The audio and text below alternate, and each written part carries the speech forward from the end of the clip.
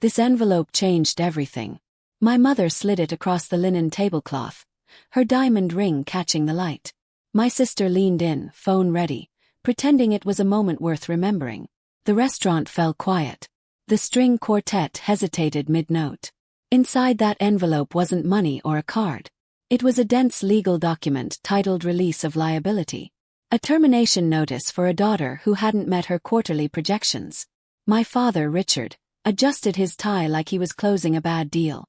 My sister, Stephanie, hid her grin behind a champagne flute, the red light of her phone recording beneath the table. They thought they were cutting losses on a failed asset. They didn't realize they were liquidating the bank. Before we see what's inside that envelope, drop a comment with your flag to let me know where you're watching from. I want to see how far this story reaches. I read the document. It was thorough, I'll give them that. Clause 4. Section B cited irreconcilable divergence in lifestyle and public image as the primary cause for termination. My mother had even hired her estate lawyer to draft it. The font was Garamond, size 12, professional and neat. It stated clearly that by signing, I agreed to forfeit any future claim to the family trust, which was laughable because the trust had been empty for years, drained to fund Stephanie's lifestyle brand and my father's bad investments. They were protecting a vault that had nothing inside but dust and echoes. In the world of quantitative trading, emotion is just noise. It's bad data that corrupts the algorithm. If you panic when the market dips, you lose. If you celebrate too early when it spikes, you miss the exit. You have to be cold. You have to look at the numbers and ignore the story people are trying to sell you. And right now, my parents were trying to sell me a story of my own worthlessness. They wanted me to cry. I could feel the expectation radiating off them like heat from pavement. Stephanie shifted in her seat, angling her phone to catch the first tear, the first tremble of my lip. She needed content. A breakdown would play well on her feed, the tragic, unstable sister being cut off for the greater good. I refused to give her the footage. I deleted the reaction before it could reach my face. I looked up at my father. He was watching me with a mixture of defiance and fear, like a man betting his last chip on a hand he hadn't looked at yet. "Do you have a pen?" "Yes." My voice was steady, flat, unbothered. Richard blinked. The script in his head had skipped a page. He reached into his jacket pocket and pulled out his Mont Blanc, the heavy resin one he used to sign checks he couldn't cash. He handed it to me, his fingers twitching slightly. I uncapped it. The ink was black and wet. I signed my name on the bottom line. Sydney Vance. The loops were clean. No shaking. No hesitation. Hesitation is for people who don't understand the value of the asset they are liquidating. I was closing a position that had been bleeding value for 24 years. This wasn't a tragedy. It was a correction. I slid the document back across the table. The sound of the paper moving over the starched linen was loud in the quiet dining room. "Done," I said. My mother, Susan, stared at the signature. She looked almost disappointed. She had dressed for a funeral, wearing her serious black pearls and a somber expression, prepared to offer condolences for the death of our relationship. But I hadn't mourned. I had just processed the paperwork. "You're not going to say anything?" she asked, her voice tight. "We're doing this for your own good, Sydney. You need to learn to stand on your own feet. You can't keep dragging down the family name with your lack of ambition." "I understand," I said. "It's a business decision. You're cutting a liability." "Exactly," my father exhaled, reclaiming his pen as if it were a scepter. "We have big things on the horizon. Stephanie is launching her new swimwear line. I'm close to a deal that will change everything. We can't afford dead weight." "I agree," I said. "Dead weight is dangerous." I reached into my tote bag. It was canvas, worn at the corners, the kind of bag you carry when you don't need to impress anyone because you know what's inside. I pulled out a single folder. It wasn't cream-colored or embossed. It was slate gray, matte, indistinguishable from 1,000 other files in a corporate office. I placed it on the table, equidistant between the salt shaker and my mother's untouched glass of Chardonnay. Stephanie lowered her phone slightly. The red recording light blinked off. The silence that settled over the table wasn't the awkward pause of a dinner conversation running dry. It was the heavy, pressurized silence of a barometer dropping before a storm. They looked at the gray folder, then at me. They didn't know it yet, but the transaction was already over. They had just signed away their leverage. I rested my hands on the table and waited. I had been waiting a long time. In the quiet of that dining room, while my parents stared at the gray folder like it might bite them, my mind drifted back. Not to the big moments, the arguments or the shouting matches, but to the quiet, invisible hours that made up the architecture of my life. They saw me as a void, a blank space where a daughter should be. But voids don't pay the electric bill when the autopay fails. Voids don't reconfigure the home network 5 minutes before a Zoom call with investors. Voids don't silently transfer $3,000 into a sister's account because she, accidentally, bought a vintage handbag instead of paying her rent. I did those things. I was the invisible fixer. The ghost in the machine. I remember a dinner party from 2 years ago. The house was full of laughter and the clinking of expensive glass. I was in the library, the only room with a door that locked, working on a predictive model for currency fluctuation. My father barged in not to say hello, but because the Wi-Fi had dropped in the main hall and he couldn't stream his playlist. He stood over me, smelling of scotch and irritation, while I typed the command lines to reset the router. "Always on that computer," he muttered, watching my fingers fly across the keys. "It's obsessive, Sydney. It's not healthy. Why don't you come out and talk to people? Learn how to network. That's how the real world works." I didn't tell him that the computer game I was playing was actually a freelance audit I was doing for a mid-sized bank to pay for the new server rack in my closet. I just fixed the internet. When the music came back on downstairs, he didn't say thank you. He just turned and left, closing the door only halfway, letting the noise of the party bleed in. Later that night I went downstairs to get water. I heard his voice carrying from the patio. He was holding court with a group of his golf buddies, gesturing with a cigar. "We have Stephanie, of course," he was saying, his chest puffed out. "She's a natural. Lights up a room. And then there's Sydney." His voice dropped, taking on a tone of performative sadness. "She's our cautionary tale. Brilliant maybe, but no trajectory. No spark. She just exists. Our cautionary tale." I stood in the shadows of the kitchen, clutching a glass of water, and I didn't move. I didn't scream. I just drank the water and went back to my room. For years I asked myself why I stayed. Why did I keep fixing the Wi-Fi? Why did I keep burying the bodies of their financial mistakes? I used to think it was loyalty. I used to tell myself that I was the strong one, the anchor that kept the ship from drifting. But looking back, I realize it wasn't strength. It was a chain.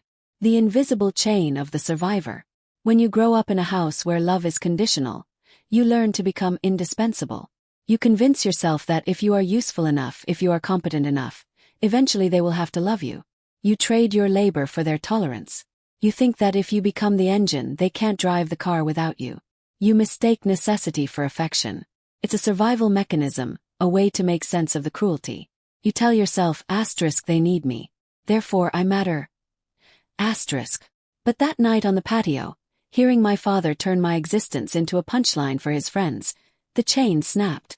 I realized that to them, the engine doesn't matter. They don't care how the car runs, as long as they look good driving it. They didn't need me. They just needed the ride to be smooth. So I stopped trying to be the engine. I started building my own car. I retreated further into the computer games they mocked. I stopped fixing the little things. When the printer jammed, I let it stay jammed. When Stephanie overdrafted her account, I let the fees hit. And while they scrambled to manage the minor inconveniences of their lives, I was building something they couldn't even comprehend. I looked at them now, sitting across the table. My mother, adjusting her pearls nervously. My father, trying to regain his composure. Stephanie, looking bored and anxious. They saw a daughter who had failed to launch. They didn't know that for the past 18 months, I hadn't just been coding. I had been architecting their obsolescence. The gray folder on the table wasn't just paper. It was the receipt for every hour I spent in the dark, every insult I swallowed, every time they looked right through me. They wanted a cautionary tale. I was about to give them one. The silence at the table didn't last. My father, Richard, cleared his throat, the sound sharp and grating.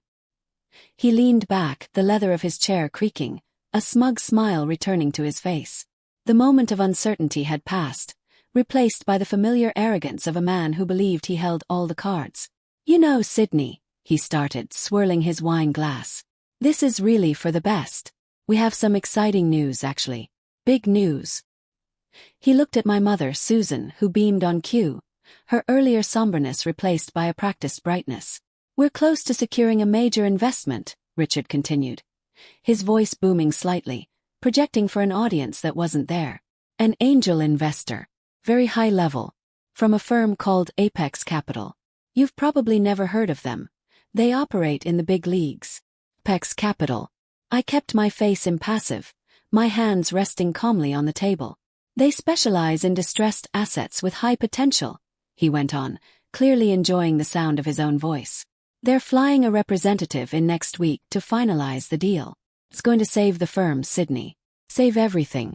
We're talking expansion, new markets, the works." Stephanie chimed in, leaning forward, her eyes bright with malice. "And honestly, Sid, that's part of why we needed to do this."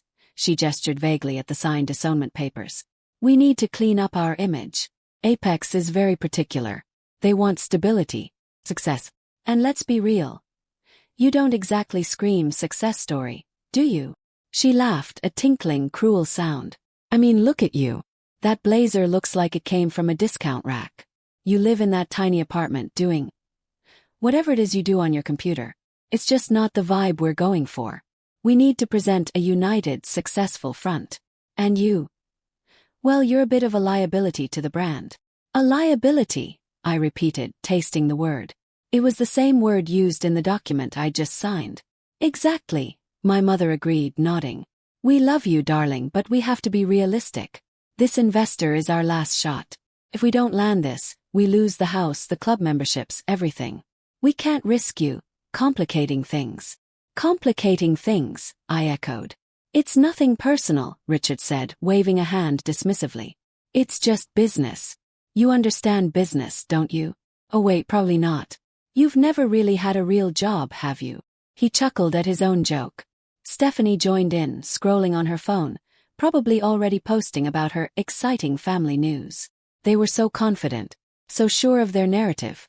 They saw themselves as the heroes of their own story, making the tough but necessary choices to save the family empire. And I was just the unfortunate casualty, the deadweight being cut loose so the balloon could rise. They didn't see the irony. It was thick in the air, choking me.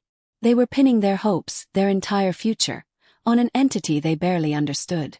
They were praying for a savior from Apex Capital, a firm they believed would swoop in and validate their worth. And they were insulting me to my face, calling me a liability, a failure, a stain on their reputation. I looked at the gray folder resting on the table. It seemed to pulse with energy. Inside that folder was the truth. The truth about Apex Capital. The truth about who I really was. "So," Richard said, draining his glass, "I'm glad we got that sorted. You should probably go now, Sydney. We have some celebrating to do. To the future." He raised his empty glass in a toast. Stephanie clinked hers against it. My mother smiled, a tight, relieved expression. "To the future," I said softly. I reached for the gray folder. My movements were slow, deliberate. I opened the cover. "Actually," I said, my voice cutting through their self-congratulatory mood. "Before I go, there's one thing I think you should see." They looked at me, annoyed, impatient. Like a waiter lingering too long at the table. "What is it now?" Stephanie sighed. "We're done, Sydney. Move on." "I think you'll want to see this," I said. "It's about Apex Capital." That got their attention. Richard froze. "What do you know about Apex?" "I know a lot about them," I said. "Because they didn't find your firm by accident, Dad. They weren't looking for distressed assets with potential. They were looking for something very specific." I pulled a document from the folder and slid it across the table, right next to the DISOWNMENT papers. "They were looking for me." I didn't shout. I didn't stand up and flip the table. I simply flipped the document open to the first page. It wasn't a resume. It wasn't a plea for employment. It was a definitive acquisition agreement between Apex Capital and a limited liability company called SV Quant Solutions. My father stared at the letterhead. I watched his eyes scan the text, confusion warring with a dawning, terrible realization. He knew the Apex logo. He'd been chasing it for months. But he didn't know the company listed below it. SV Quant Solutions, he read aloud, the words tasting like ash in his mouth. "What is this, Sydney? Did you get a job as an admin there or something?" Stephanie snickered, desperate to regain her footing. Oh, that's cute. Did you file their paperwork? Is that why you think you know them? I don't work for SV Quant Solutions, I said, my voice steady, cutting through her noise like a laser. I am SV Quant Solutions. It's my holding company. And the reason Apex is flying a representative here next week isn't to look at your distressed assets, Dad. It's to close the deal on the proprietary high-frequency trading algorithm I wrote. The one they've been testing for 6 months. The silence returned, but this time it wasn't heavy. It was vacuum-sealed. My mother stopped breathing. Richard looked from the paper to me, his face draining of color. An algorithm, he whispered. The ghost protocol, I clarified. That's what the market calls it. It predicts micro-fluctuations in currency valuations before the major exchanges even register the data. I built it on the laptop you told me was a waste of time. I tested it using the Wi-Fi you complained I was slowing down. While you were networking at the club, trying to charm money out of people's pockets with handshakes and scotch, I was building a system that generates it out of thin air. I turned the page. Clause 7, I said, pointing to the bolded figures in the center of the page. Acquisition valuation. My father looked. His eyes widened, bulging slightly. Choke. 12.5, he stammered. Million. $12,500,000, I corrected. Cash. Front. For the intellectual property rights and a 2-year consulting contract as the chief technical architect. I reached back into the gray folder and pulled out one last piece of paper. It was a bank confirmation printed that morning. It showed the pending wire transfer deposit. The number was long, had 2 commas. It was more liquid cash than my father had ever seen in his life, certainly more than he currently had access to. This is the difference between us, I said, looking at Stephanie, then my parents. You operate in a world of image. You think power comes from who you know, where you sit, and what label is stitched into your jacket. You think you can bluff your way to success. But I operate in a world of merit. Code doesn't care about your last name. The market doesn't care about your Instagram following. It only cares about what works. And I work. I slid the bank confirmation across the table, right on top of the disownment letter. You spent years telling me I was worthless because I didn't fit your aesthetic, I said. You thought I was the liability. But looking at these numbers, it seems I'm the only solvent asset at this table. Stephanie looked at the bank statement, her mouth hanging open. The number was undeniable. It was freedom. It was power. It was everything she pretended to have but didn't. My mother looked like she was about to faint. But my father, his reaction was different. He wasn't looking at the money anymore. He was looking at the acquisition contract, his mind racing, connecting dots he should have seen minutes ago. He looked up at me, and for the first time I didn't see arrogance. I saw panic. Sydney, he croaked. If you own the algorithm. I do, I said. And Apex is buying it to integrate into their portfolio. They are. Then. The deal I'm trying to close with them. The restructuring of our firm. It relies on that integration. I nodded slowly. Apex is interested in your firm because they need a legacy shell to house the new division. They need a local partner to handle the regulatory compliance while the algorithm runs the actual trades. So, he swallowed hard, sweat beading on his forehead. So this is good. This is great. We're partners. I leaned forward. Not exactly. Partners, I repeated, the word hanging in the air like a bad investment. Partners implies equality, Dad. It implies that both parties bring something of value to the table. But looking at your balance sheet, you're not bringing value. You're bringing debt. Richard laughed, a nervous, fractured sound. He was sweating now, a sheen of moisture breaking out on his upper lip. Sydney, don't be dramatic. Or family. Business is business, but blood is. Well, it's everything. If you're with Apex, you can push the deal through. You can vouch for us. I could, I admitted. In fact, until 10 minutes ago, that was the plan. I didn't build this algorithm just to get rich. I structured the acquisition specifically to include a legacy partner. I carved out a role for your firm because, despite everything I thought I owed you, I was ready to be the safety net you never were for me. I paused, letting the reality sink in. But then you handed me a pen. I pointed to the document sitting in the center of the table. The release of liability. The ink was barely dry. Clause 4, I recited from memory. Irreconcilable divergence. You didn't just disown a daughter, Richard. You signed a legal document declaring me a risk to your reputation. You formally severed all ties to protect your brand from my failure. That was just paperwork, my mother cried out, her voice shrill. It doesn't mean anything. We can tear it up. She reached for the paper, her manicured claws hooking into the corner. Don't touch it, I said. My voice wasn't loud, but it had the absolute authority of a majority shareholder. Susan froze. Her hand hovered, trembling. That document is executed, I said. And here is the problem. As the new director of integration for Apex Capital, I have a fiduciary duty to minimize risk. My contract has strict clauses about conflicts of interest and liabilities. By signing that paper, you went on the record stating that associating with me damages your standing. You legally established that we are incompatible entities. I leaned back, crossing my arms. If I were to push a deal through with a firm that just publicly disowned me for being a liability, Apex Compliance would flag it immediately. It would look like nepotism at best, and gross negligence at worst. You didn't just burn the bridge, Dad. You nuked the coordinates. Richard slumped in his chair. He looked small. Smaller than I had ever seen him. For 24 years, this man had been a titan in my mind, a terrifying looming figure of judgment and authority. I had spent my life afraid of his disappointment, desperate for his validation. I had believed his power was real. But watching him now, watching the way his eyes darted around the room looking for an exit that didn't exist, I realized the truth. It hit me with the force of a market correction. This is the delusion of the empty wallet. My parents weren't strong. They weren't powerful. They were just solvent. Their entire personality, their cruelty, their arrogance. It was all a luxury product they had leased on credit. They treated people like dirt because they thought their money insulated them from consequences. They thought wealth made them untouchable, superior, a different species than the help or the failures like me. But take away the money and what was left? Just two frightened, aging people in rented formal wear, terrified that the world would finally see them for what they were. They had no internal value. They had no skills, no resilience, no substance.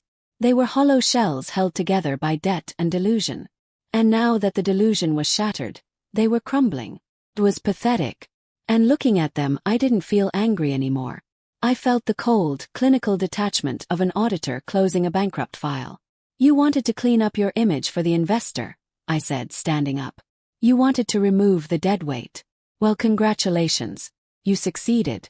You are now completely disassociated from me. Sydney, please, Stephanie whispered. She had stopped scrolling. She was looking at me with wide, terrified eyes, realizing that her influencer trips, her wardrobe, her entire identity were about to be liquidated. We can fix this. Just tell them it was a mistake. I can't, I said. I operate on data. And the data says this relationship is a bad investment. I picked up my gray folder, securing the proof of my freedom. I left the signed disownment letter on the table, right next to the empty wine glass. You wanted a release of liability, I said, looking at my father one last time. You got it. I am no longer liable for your future. Good luck with the house. I walked out of the Bayside Yacht Club and into the salt air. The wind coming off the marina was cold, biting, and incredibly clean. Behind me, the heavy oak doors swung shut, sealing the noise of my family inside. I didn't look back.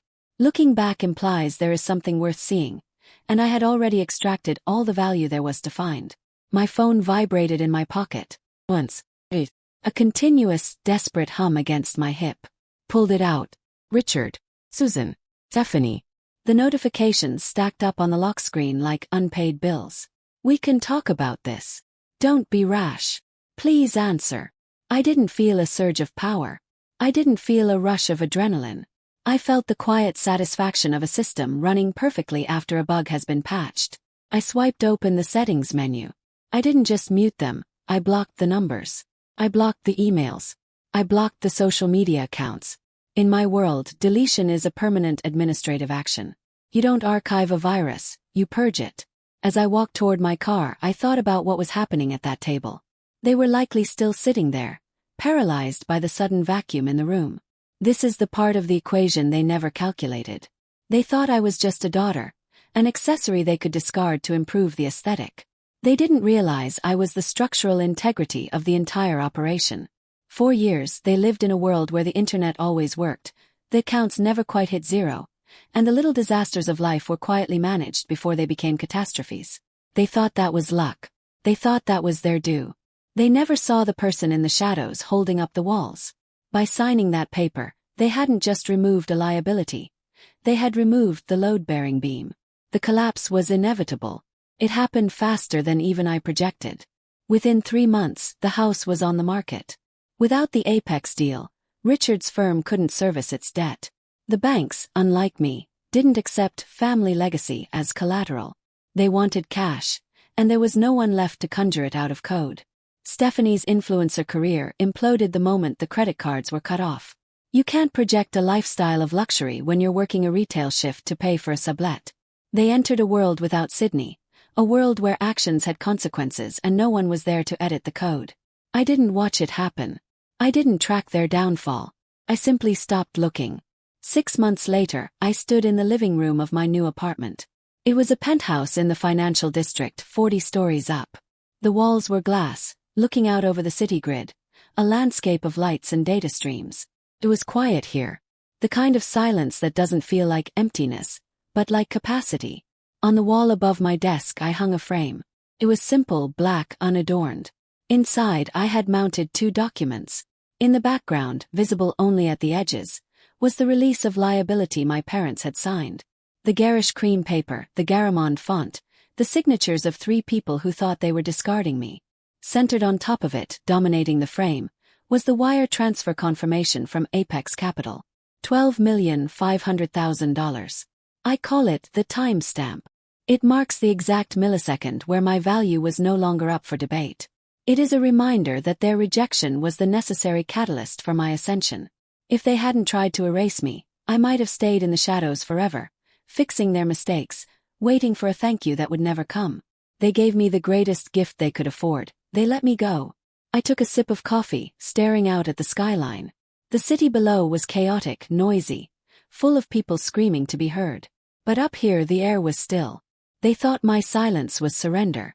They thought my lack of reaction was weakness. They didn't know that while they were making noise, I was writing the code that would rewrite my entire life. Silence isn't empty. Strategy. And the calm that follows. That's just the sound of winning. If you've ever built in silence while they made noise, share this story. Let them know we're done waiting for approval.